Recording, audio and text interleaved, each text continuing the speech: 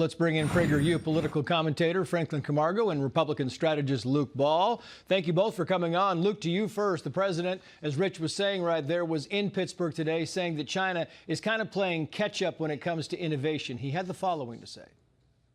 China and other countries are racing to catch up to America, having to do with AI, and we're not going to let them do it. We have the great chips, we have the great everything, and we're going to be fighting them in a very friendly fashion. I have a great relationship with President Xi, and we smile at the back and forth, but we are leading.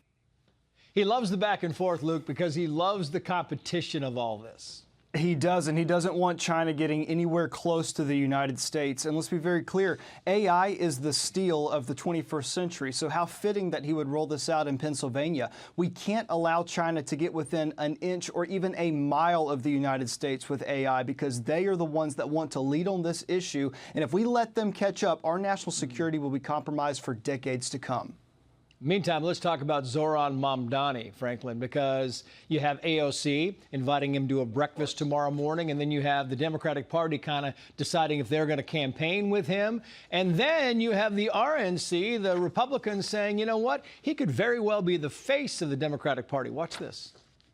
Everybody who wants to lead that party wants to lead it to the left, and they really they're moving away from the American public right now at a pretty rapid clip. He certainly is going to fit right into that upper echelon of Democrats who are vying for a lead in that party. They're just unabashedly in that radical woke part of the party.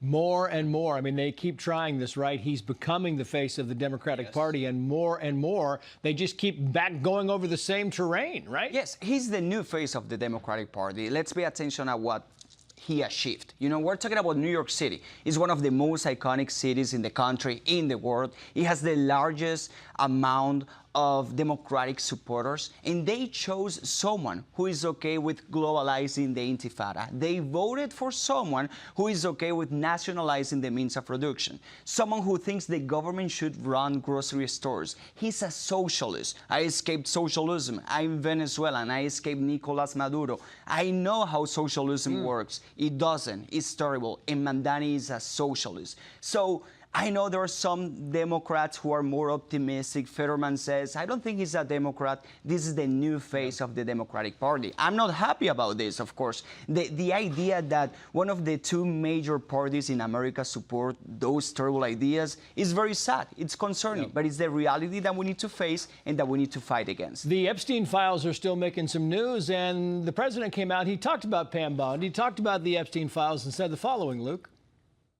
I would say that, you know, these files were made up by Comey, they were made up by Obama, they were made up by the Biden infant, but she's handled it very well, and it's going to be up to her. Whatever she thinks is credible, she should release. And there might be more to release. Luke, what do you think?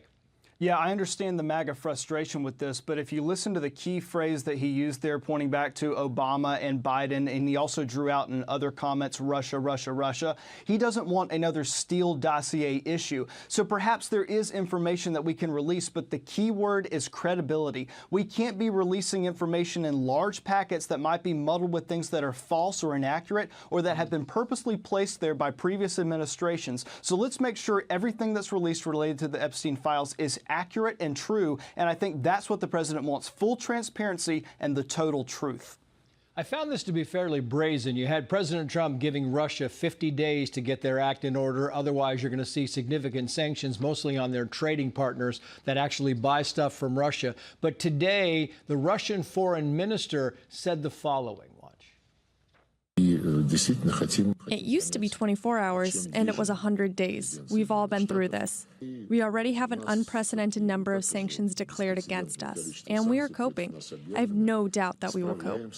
Yeah, being snarky is probably not the time for this because this could cost Russia dearly if they don't play this right. 100%. On one side, you have Ukraine that is exhausted for obvious reasons. You also have Russia that doesn't seem willing to negotiate. But let's not forget that this disaster was what the Democrats left behind to Donald Trump. And he's supposed to fix it, of course, because he's the leader of the free world. So that he has to be very pragmatic. He needs to understand what is best in the United States' interest. matters. This is not about fake victories or just sound bites. This is about actual results, peace through strength, and I think he is going into the right direction. Franklin Camargo, thank you so much for coming on there. Luke Ball, thank you, sir. We appreciate it.